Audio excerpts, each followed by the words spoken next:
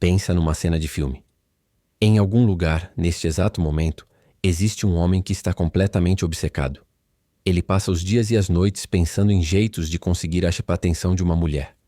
Mas não uma mulher qualquer. Uma mulher que ele transformou numa deusa, num troféu, no santo graal, que segundo ele vai finalmente dar sentido à sua vida. Ele estuda essa mulher, decora o que ela diz, tenta adivinhar seus próximos passos. Cada mensagem que ela visualiza, cada sorriso que ele recebe, é uma dose de uma droga poderosa. Dá um alívio momentâneo, mas logo depois a crise de abstinência volta ainda pior. O que ele não percebe é que essa caçada sem fim não é um mapa que o leva para perto dela. É um espelho, que só reflete o tamanho do buraco que ele tem por dentro. Então este vídeo não é sobre ela. Não é sobre as estratégias que ela usou ou deixou de usar. Este vídeo é sobre ele. É sobre o terremoto que acontece no mundo de um homem quando o alvo da sua perseguição simplesmente para de correr. É sobre o silêncio ensurdecedor que o obriga, talvez pela primeira vez, a se encarar de verdade. 1. O problema. A caçada e o vazio. Vamos chamar esse homem de o caçador. E a sua presa. É a validação dela. Ele acredita com toda a alma que a felicidade, a paz, a sensação de ser um cara completo, tudo isso mora nela. Ele a idealiza, coloca num pedestal tão alto que mal dá para ela respirar. Ela deixa de ser uma pessoa de verdade, com seus próprios medos, falhas e sua própria vida. Ela vira um conceito, uma fantasia. Na psicologia, especialmente na linha de Carl Jung, isso tem nome: projeção. A teoria junguiana sugere que todo homem carrega uma imagem interna do feminino, uma energia chamada ânima. A ânima é a sua alma, a fonte da sua vida emocional, da sua intuição. Enquanto ele não tem consciência dessa energia dentro dele, ele a projeta em mulheres reais. Ele não se apaixona por ela de verdade, mas pela parte da própria alma que ele vê refletida nela. É por isso que a perseguição é tão desesperada. Ele não está caçando uma parceira. Ele está tentando capturar a si mesmo. Ele está tentando se reunir com as partes que ele reprimiu na sua própria mente. A sensibilidade, a vulnerabilidade, a necessidade de uma conexão de verdade. Ele acha que se conseguir possuir ela, ele vai possuir essas qualidades. Mas o paradoxo é cruel. Cada passo que ele dá na direção dela, na verdade o afasta de si mesmo. Ele vira um ator, vivendo o papel que ele acha que ela quer ver. Ele muda de opinião, de hobbies, até de valores para se encaixar na fantasia. Ele está investindo 100% do seu capital emocional numa aposta que só dá um retorno mínimo e que some logo.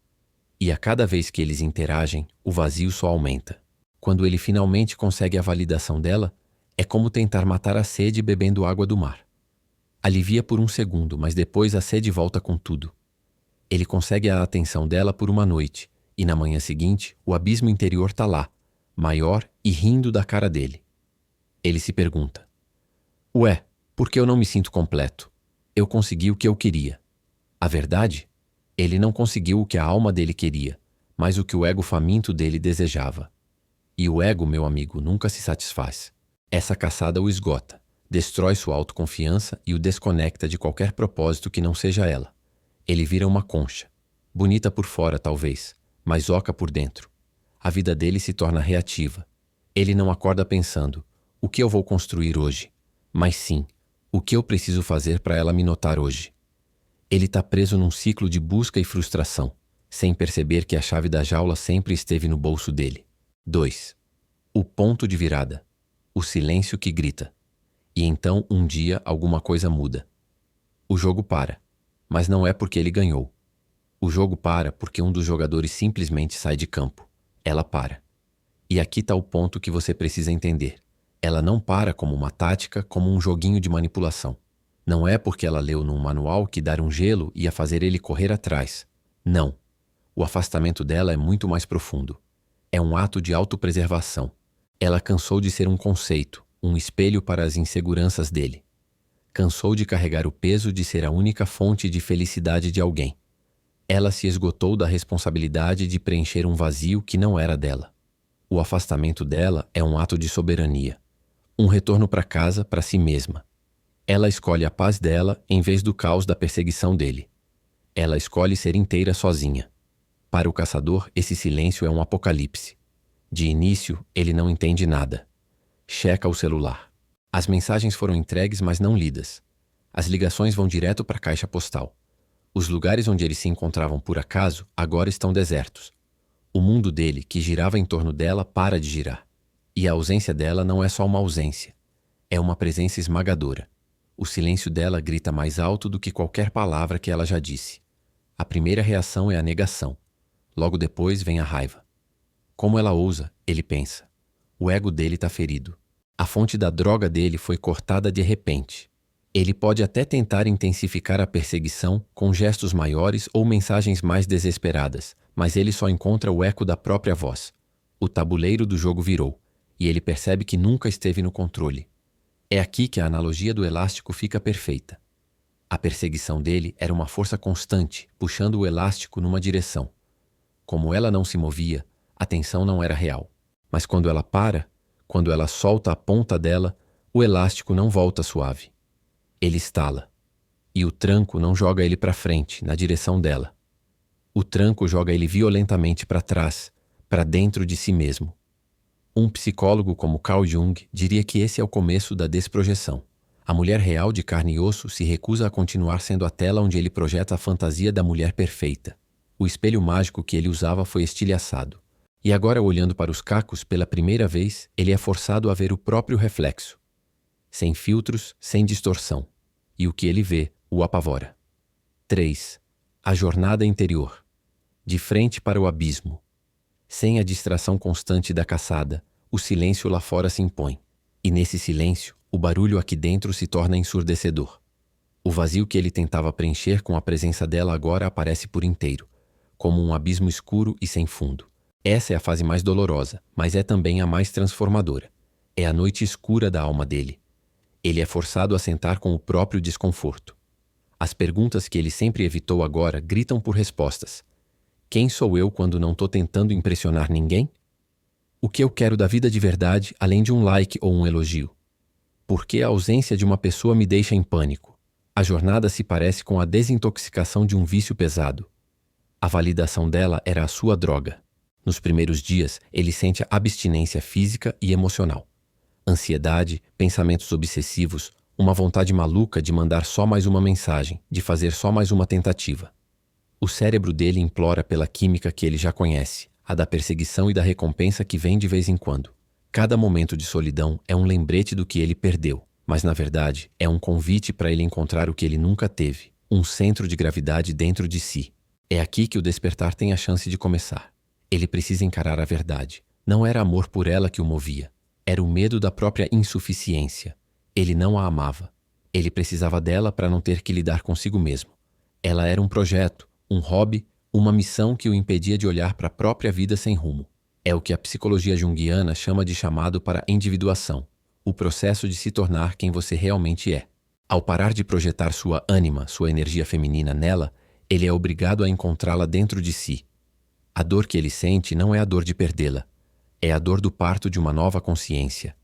É o reconhecimento doloroso de que ele entregou a chave da sua paz, da sua alegria e do seu valor nas mãos de outra pessoa. Ele começa a sacar que a sensibilidade, a profundidade emocional, a conexão que ele tanto buscava nela, na verdade, eram qualidades da alma dele que ele mesmo tinha abandonado. A sociedade muitas vezes ensina aos homens que ser sensível é ser fraco, que intuição é coisa de mulher e que vulnerabilidade é perigoso. Então, em vez de cultivar isso no seu próprio jardim, ele tentou colher no jardim de outra pessoa. Agora, o silêncio dela o força a olhar para o seu próprio terreno seco e se perguntar: ok, como eu faço para cultivar isso aqui? Essa é a verdadeira jornada do herói. Não é matar o dragão para salvar a princesa. É descer no seu próprio abismo para encarar o dragão das suas sombras e resgatar a si mesmo. É um caminho solitário, muitas vezes assustador, mas é o único caminho para a verdadeira liberdade. A dor, como um mestre escultor, é o que nos esculpe em nossa forma mais autêntica. É o começo do despertar. Se você já esteve em qualquer um dos lados dessa história, seja se cansando de perseguir e decidindo se escolher, ou sentindo esse chamado para olhar para dentro, pare um segundo e honre esse momento. Escreve aqui nos comentários: eu sou o meu próprio destino, para selar essa decisão e se conectar com outras pessoas que também estão nessa jornada. Secção 4. A resolução. O nascimento do masculino íntegro. Depois de atravessar o deserto do vazio e encarar as próprias sombras, o homem não volta a ser o mesmo. Ele não é mais o caçador desesperado. Ele se torna o rei do seu próprio reino. A transformação é radical. O centro de gravidade dele mudou. Antes estava nela, um ponto instável e fora dele. Agora está firmemente ancorado dentro de si. O que mudou? Ele integrou a sua ânima. As qualidades que ele antes projetava e buscava nela, ele agora reconhece e cultiva dentro de si. Ele deixa a sensibilidade ser um guia. Ele aprende a ouvir a própria intuição. Ele não tem mais medo da sua profundidade emocional, porque entende que ali existe uma força gigante. Ele se torna um homem completo, não porque achou a metade da laranja, mas porque ele se tornou a laranja inteira. Sua vida ganha um propósito que vem de dentro para fora. Ele não constrói mais uma vida para impressionar os outros, mas como um templo para honrar a si mesmo. Seus hobbies, seu trabalho, suas amizades. Tudo começa a se alinhar com seus valores de verdade, e não com a esperança de ganhar um aplauso. Ele troca a energia da perseguição pela energia da atração. Ele para de ser a abelha frenética atrás do néctar e se torna a própria flor, que atrai as abelhas com o seu perfume. Sua energia muda de carente para magnética. E o que acontece se por um acaso eles se reencontram? A dinâmica é outra, completamente diferente. Ele não a vê mais como um prêmio a ser ganho ou uma deusa no pedestal. Ele a vê, talvez pela primeira vez, como ela realmente é. Um ser humano, com sua própria luz e sua própria sombra, na sua própria jornada.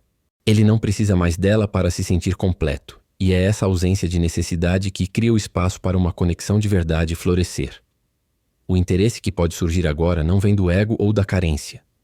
É um interesse calmo, maduro, baseado em apreciar quem ela é. Como diria Jung, um amor que não busca possuir, mas compreender. Ele não quer o mundo dela. Ele quer compartilhar o seu próprio mundo, agora rico e com propósito. A atração não é mais a da caça, mas a da ressonância. Duas almas inteiras se reconhecendo, sem que uma precise preencher o vazio da outra. O despertar dele não garante que ele a tenha de volta. Garante que ele se torne digno de uma conexão real, seja com ela ou com outra pessoa, porque ele finalmente se tornou parceiro de si mesmo. A grande lição aqui é o oposto do que a maioria pensa.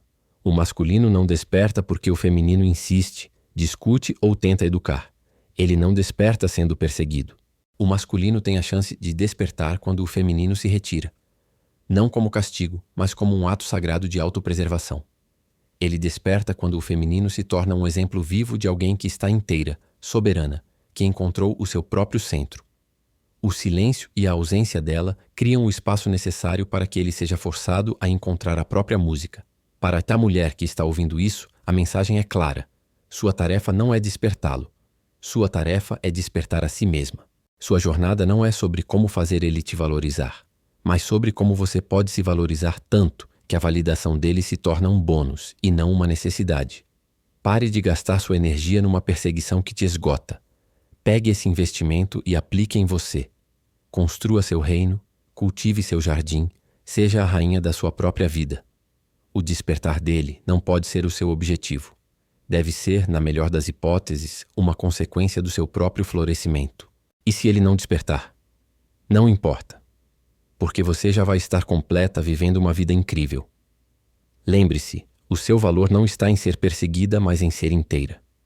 A sua energia mais atraente não é a que corre atrás, mas a que está tão enraizada em quem você é, que se torna em si um destino. Se você sente que está nesse ponto, pronta para fazer essa virada, e quer um guia, um mapa para navegar essa jornada de volta para casa, para parar de perseguir e começar a atrair a partir de um lugar de força e integridade, eu te convido a conhecer o nosso curso Mentoria Livro.